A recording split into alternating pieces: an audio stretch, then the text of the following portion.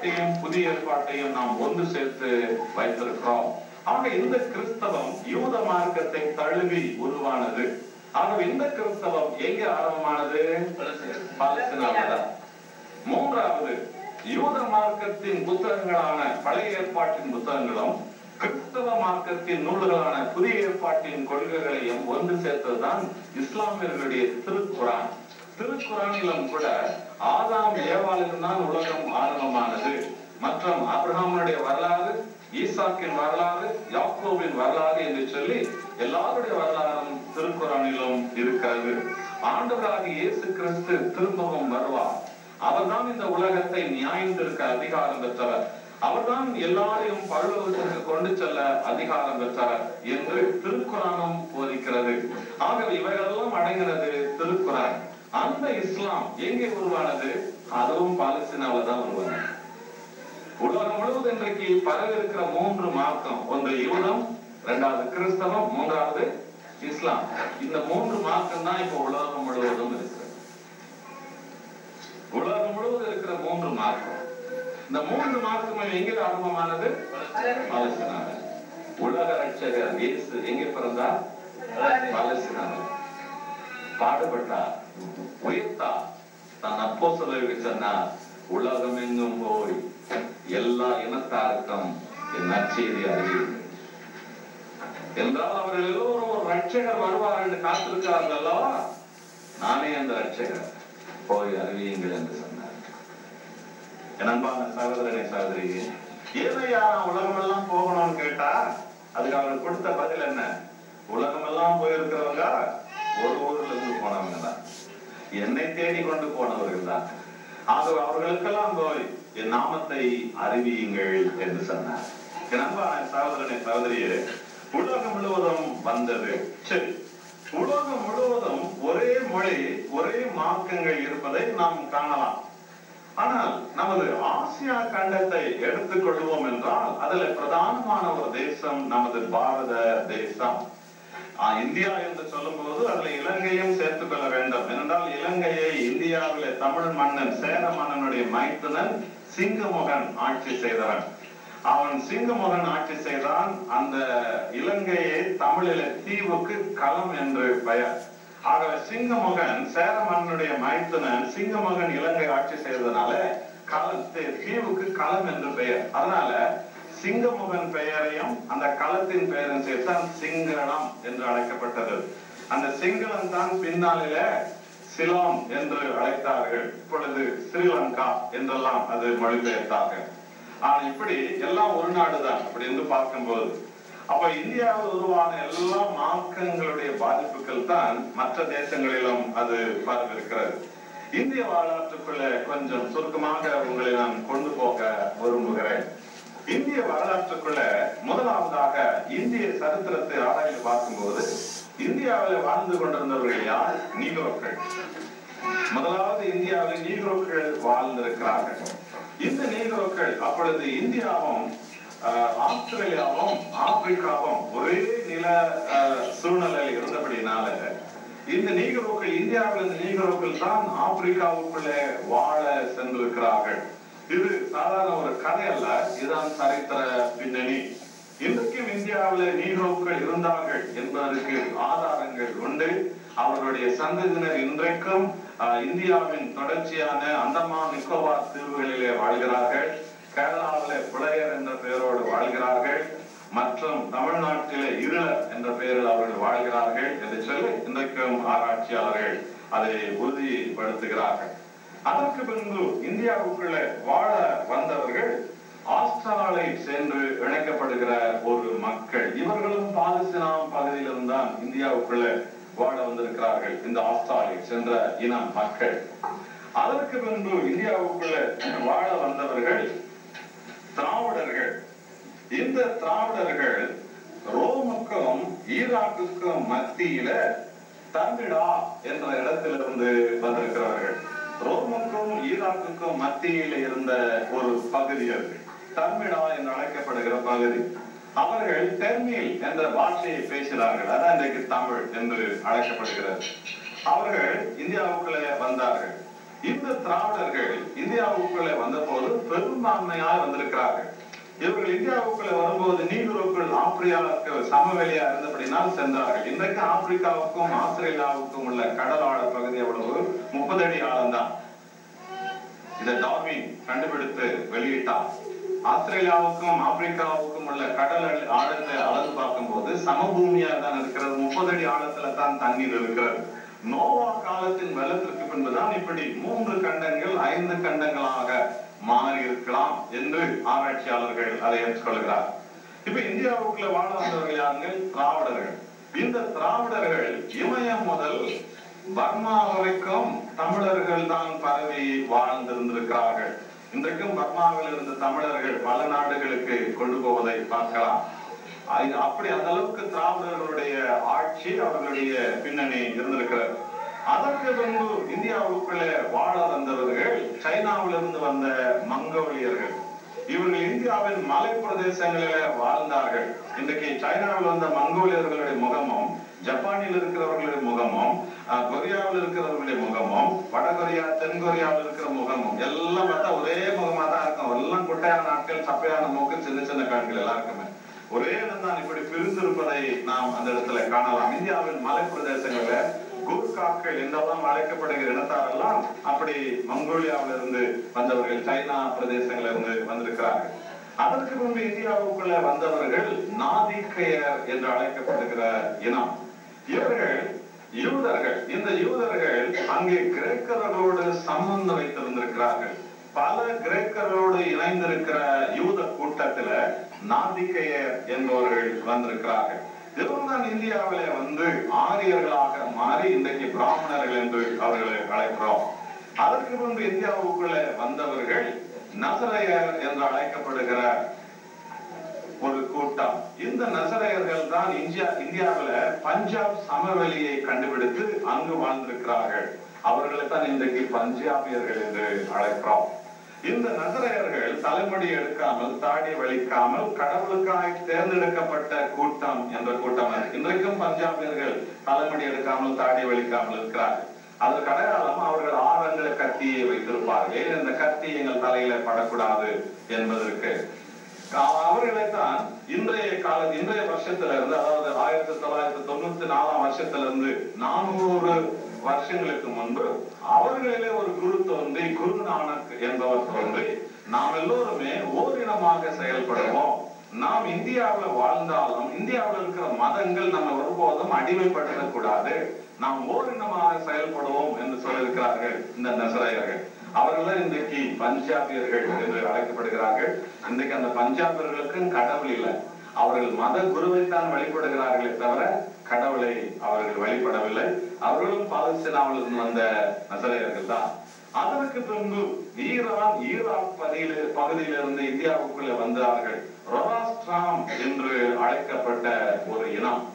அந்த ரொராஸ்ட்ராம் என்று அழைக்கப்பட்ட இனம் தான் இந்தியாவிலே மகாராஷ்டிரம் என்று இன்றைக்கு அழைக்கப்படுகிறார்கள்.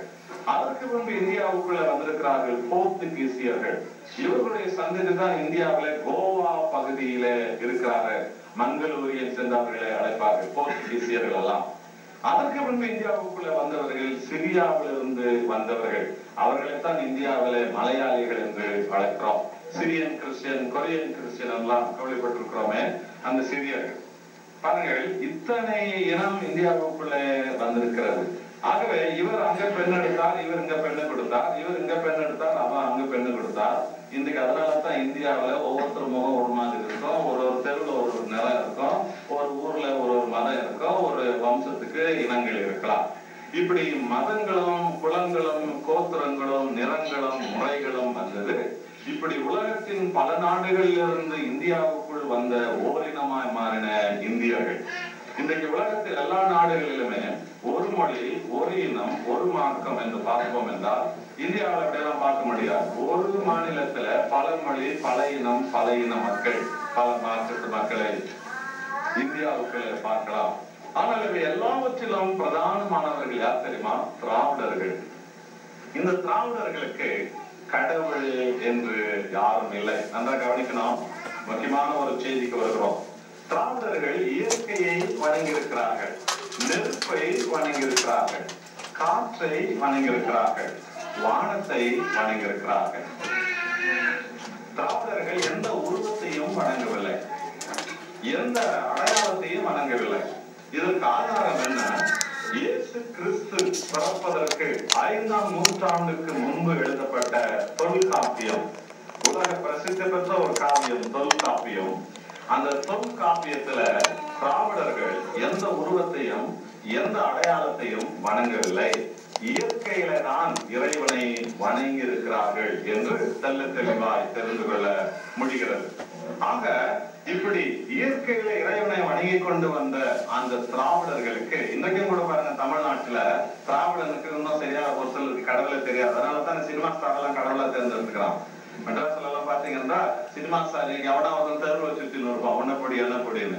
நாளைக்கு அவன் கொஞ்சம் பவுடர் மூஞ்சில போச்சு டிராமால இன்னைக்கு சினிமாவில போயிட்டான்னா அவன் அடுத்த வருஷம் தெய்வம் ஆயிடும். அவனே தருத்துல அங்கங்க எழுதி வச்சிருப்பான், என் இதய தெய்வமே நீ வாழ்க, என் கண்ணின் தெய்வமே, என் காலின் தெய்வமே. இதுல இருந்து என்ன தெரியுது? திராவிடனுக்கு இன்னும் சரியா கடவுள் அவன் கண்டுபிடிக்கல, இன்னும் அவன் இதயம் காலியா தான் இருக்குது. அதனாலதான் ஆளுக்கு தகுந்த அரசியல் தலைவரை தெய்வமா தேர்ந்தெடுத்துக்கிறான், சில மொழி தலைவர்களை சில ஜாதி தலைவர்களெல்லாம் தெய்வமா தேர்ந்தெடுத்துக்கிறார்களே. காரணம் என்ன? திராவிடனுக்கு கடவுள் யாரு என்று தெரியாது. ஆக இப்படி கடவுள் யாரென்று தெரியாமல் வாழ்ந்து கொண்டு வந்த திராவிட இனத்திற்கு கடவுள் இப்படிப்பட்ட உருவத்தில் தான் இருப்பார் என்ற உருவங்களையும் அடையாளங்களையும் கற்பனைகளையும் கதைகளையும் அவனுக்கு புகுத்தினவர்களே நாத்திகையர்கள் தான். ஆரியர்கள் வந்துதான் இத்தனை மதங்களும் மார்க்கங்களும் உருவாவதற்கு அவர்கள் இந்தியாவிலே காரணமாய் இருந்திருக்கிறார்கள். ஆரியர்கள் இந்தியாவுக்குள்ளே வந்து வேதம் என்று எழுதினார்கள் சமஸ்கிருத மொழியில. அந்த சமஸ்கிருத மொழியில எபிரேயமும் இருக்கிறது, தமிழும் இருக்கிறது. அவைகளெல்லாம் சமஸ்கிருத மொழியில கலந்திருக்கிறது என்று ஆராய்ச்சியாளர்கள் அதை ஏற்றுக்கொள்கிறார்கள். ஆக ஆரியர்கள் எழுதின வேதம் 4 ரிக் வேதம். இந்த ரிக் வேதம் மனிதன் பாவ மன்னிப்புக்காக பலி செலுத்த வேண்டும் என்று போதிக்கிறது. வேதாகமத்துல பலி செலுத்த வேண்டும் என்று சொல்லப்பட்டிருக்கிறது.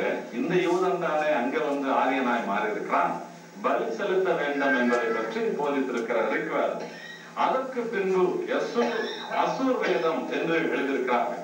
அதற்கு பின்பு ரிக் வேதத்திற்கு பின்பு அசூர் வேதம் எழுதப்பட்டது. இந்த அசூர் வேதம் யாகம் வளர்ப்பதை பற்றி சொல்லுகிறது. பலியை நிறுத்திவிட்டு கடவுளுக்கு பலிக்கு பதிலாக மாவை நெருப்புல போடுவது, எண்ணெயை நெருப்புல போடுவது, இப்படிப்பட்ட பொருட்களை கடவுளுக்கு பலியாக கொடுப்பது வேள்வி மார்க்கம் என்று அழைக்கிறோம் அல்லவா, அதை யாகம் வளர்க்கிற கொள்கைகளை கொண்டு வந்திருக்கிறார்கள். அதற்கு பின்பு சாமவேதம் எழுதினார்கள். அது சங்கீதங்களை சொல்கிறது, பாடல்களை சொல்கிறது, கடவுளை பாடல்கள் வழியாக துதிப்பதை பற்றி சொல்கிறது. பைபிளில கூட சங்கீத புஸ்தகம் என்று உண்டல்லவா, அதேதான் சாமவேதம் என்று அங்கே உண்டு. அதற்கு பின்பு அதர்வ வேதம் என்று எழுதினார்கள். இதுதான் பில்லி சூனியம் செய்வதை பற்றி எல்லாம் அவர்கள் கற்றுவித்தார்கள். இந்த 4 வேதங்களை எழுதினார்கள். இந்த 4 வேதங்களை நாம் புரிந்து கொள்வதற்கு அவர்கள் உபநிஷங்கள் எழுதினார்கள். உபநிஷத்தை புரிந்து கொள்வதற்கு இதிகாசத்தை எழுதியிருக்கிறார்கள். இதிகாசத்தை புரிந்து கொள்வதற்கு புராணங்களை எழுதினார்கள். உபநிஷத்தை புரிந்து கொள்வதற்கு இதிகாசம், இதிகாசத்தை புரிந்து கொள்ள புராணம். அந்த புராணங்களிலே பல கதாபாத்திரங்களை உருவாக்கினார்கள். அந்த கதாபாத்திரங்களை தான் இத்தனை இனத்தாரும் கொள்கைகளாக வழிபட இன்றைக்கு அதுதான் மதங்களாக இருக்கிறது. இந்த கதாபாத்திரங்கள் தான். ஆனால் இந்த கதாபாத்திரங்கள் எதற்கும் இந்த 4 வேதங்களில் ஆதாரம் இல்லை. இந்த ரிக் வேதத்திலோ சாம வேதத்திலோ யஜுர் வேதத்திலோ இந்த கதாபாத்திரங்களுக்கும் அந்த வேதத்திற்கும் சம்பந்தமே இல்லை. அப்படி இருந்தாலும் அந்த வேதம் யாரை பற்றி சொல்லுகிறது, அதான் ரொம்ப முக்கியமானது. என் அன்பான சகோதரனே சகோதரியே, யோவான் 5ஆம் அதிகாரம், அதுல 5ஆம் அதிகாரம் 39வது வசனம் வாசிங்கள் ஒருத்தர். யோவான் 5:39 எடுத்தவர்கள் வாசிகள், யாரா இருந்தாலும் பரவாயில்ல, எடுத்தவர்கள் வாசிகள். யோவான் 5:39. மறைநூலை ஆராய்ந்து பார்க்கின்றீர்கள், அதில் முடிவில்லா வாழ்வு கிடைப்பதாக நினைக்கின்றீர்களே. நாம் என்னைக்காவது முடிவில்லா வாழ்வு மறைநூல் இருக்குதுன்னு நினைச்சிருக்கிறோமா? நினைச்சிருக்கிறோமா? நினைச்சதில்ல. ஆனா மற்ற மார்க்கத்தால நினைக்கிறாங்க. இஸ்லாமியர்களுக்கு முடிவுள்ள வாழ்வு எதுல? திருக்குரானில. யூதர்களுக்கு முடிவுள்ள வாழ்வு எதுல? அவர்களுடைய பழைய பாட்டு வேதத்துல. அதே போல தோறாவில். அதே போல கிறிஸ்தவனுக்கு முடிவுள்ள வாழ்வு இதுலதான். இதுலதான் கண்டுபிடிக்கணும். இதான் நாம் கற்றுக்கொள்ளாம போனோம். ஆனா ஆண்டவர் என்ன சொல்றாரு பாருங்க, மறைநூலை ஆராய்ந்து பார்க்கின்றீர்கள அன்பான சகோதரனே சகோதரி, இன்னைக்கு எல்லா மதத்தாரும் எதை ஆராய்ந்து பார்க்கிறான்? மறைநூலை ஆராய்ந்து பார்க்கிறான். அதுல முடிவில்லா வாழ்வு இருப்பதாக நினைக்கின்றீர்களே, அப்ப எல்லாரும் என்ன நினைக்கிறாங்க? அதுல என்ன இருக்கிறதா? முடிவில்லா வாழ்வு இருக்கிறதா?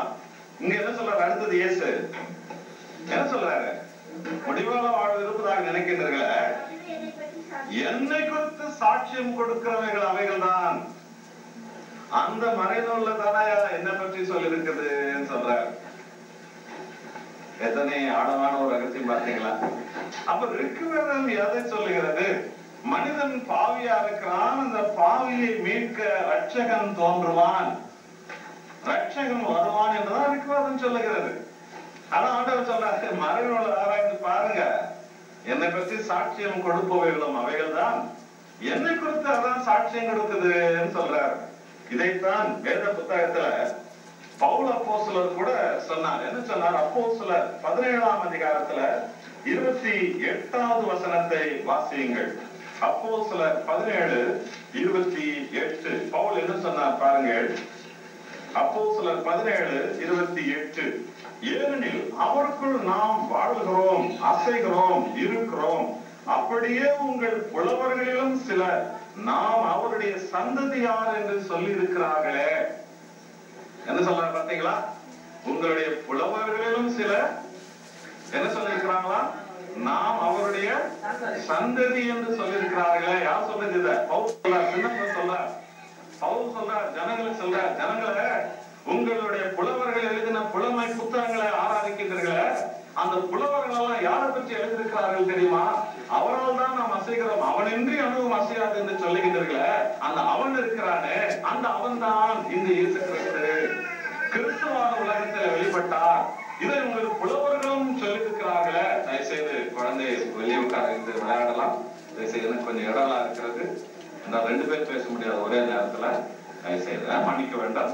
தயவுசெய்து வெளியே உட்காருவீங்க. இந்த வீடியோ கேசட் எடுத்து உங்களுக்கு போட்டு காட்ட சொல்லுகிறோம். அதை நீங்க பார்க்கலாம். என்றால் அதிக சத்தம் வரக்கூடாது. மற்ற பிள்ளைகள் கூட வைத்திருக்கிறவர்கள் சத்தம் போடுவார்கள் என்றால் தயவுசெய்து வெளியில உட்கார வைங்க. உங்களுக்கு இந்த செய்தியை கொடுக்கிறோம், நீங்கள் பார்க்கலாம். எங்களோட ஒத்துழைக்க வேண்டும். என்ன சொல்லுகிறார்? அவரால் நாம் அசைக்கிறோம், அவரால் நாம் பேசுகிறோம், அவரால் நாம் இருக்கிறோம், அவரால் நாம் நடக்கிறோம் என்று சொல்லி உங்கள் புலவர்களும் சொல்லி இருக்கிறாரே என்று சொன்னார். அப்போ எல்லா மார்க்கங்களிலும் மதங்களிலும் புலவர்கள் ஒரு தேவனை பற்றி பாடி இருக்கிறார்களாம். யார் அந்த தேவன்? உங்களுக்கு தெரிஞ்சு எனக்கு தெரிஞ்சு இப்பதானே தெரிஞ்சதோ? 15 வருஷத்துக்கு முன்னாடி தெரியலையே. ஏன் இப்போ நம்ம சமுதாயத்துல நம்ம கத்தோலிக்க மக்களே இயேசு கிறிஸ்து உலக ரட்சகர் தெரியாத வாழ்ந்து இருக்கிறார். தெரியாது. எவ்வளவு பேருக்கு தெரியவே தெரியாது. ஆகவே எல்லாருக்கும் அதை நாம் அறிவிக்க வேண்டியவர்களாய், கடமைப்பட்டவர்களாய் நாம் இருக்கிறோம். எல்லாருக்கும் நாம் போய் அதை அறிவிக்க வேண்டும். பாருங்கள், இப்படி கிறிஸ்துவை அறிகிற அறிவு நமக்கு வேதாகமத்தை ஆராய்ந்தால் தான் தெரியும். ஆனால் நாளடைவில் நாம் செய்த ஒரு சரித்திரமான ஒரு காரியம் என்ன? கிறிஸ்துவை பற்றி அதிகமாய் அறிந்து கொள்வதற்கு பதிலாக இந்த கிறிஸ்துவின் தொண்டர்கள் வரலாறுகளை பற்றி அதிகமாக கற்றுக்கொள்ள வந்து விட்டோம். நாம் புனிதைகளை பற்றி, புனிதர்களை பற்றி. அவர்களெல்லாம் நல்லதுதான், நம்முடைய விசுவாசத்திற்கு ஒரு நல்ல எடுத்துக்காட்டுத்தான். ஆனால் அவர்களை நாம் வழிபடக்கூடாது, அவர்களெல்லாம் அறிவிக்க கூடாது. நற்செய்தி பணி என்று சொன்னால் ஒரு புனிதையை பற்றியோ ஒரு புனிதரை பற்றியோ ஜனங்களிடத்துல பேசுவதல்ல நற்செய்தி பணி. நற்செய்தி என்றால் என்ன? இயேசு கிறிஸ்து இந்த உலகத்திற்கு வந்து விட்டார் என்று அறிவிப்பதான் நற்செய்தி பணி. மற்றபடி யாரோ ஒரு பரிசுத்தவானை பற்றி, ஒரு பரிசுத்தவதை பற்றி ஜனங்களிடத்துல பேசிக் கொண்டிருக்கிறார்கள் நற்செய்தி பணி அல்ல. இதை சபை ஒரு நாளும் அங்கீகரிப்பதில்லை, ஏற்றுக்கொள்வதில்லை. நல்ல ஞாபகம் வச்சுக்கணும் நீங்க. முதல்ல இது திருச்சபை ஏற்றுக்கொள்வதில்லை, அங்கீகரிப்பதில்லை. 1965ஆம் ஆண்டு 6ஆம் சின்னப்பர் போப் ஒரு சட்டம் கொண்டு வந்தார். வயதானவங்களுக்கு எல்லாம் நல்ல ஞாபகம் இருக்கும். என்ன சட்டம்? உலகம் முழுவதும் இருக்கிற ஆலயங்கள் இருக்கிற சுரூபங்கள் எல்லாம் எடுங்கள் என்று சட்டம் கொண்டு வந்தார். கொண்டு வந்தாரா இல்லையா? கொண்டு வந்தாரா இல்லையா? கொண்டு வந்தார். ஆனால் ஜனங்கள் என்ன சொன்னாங்க?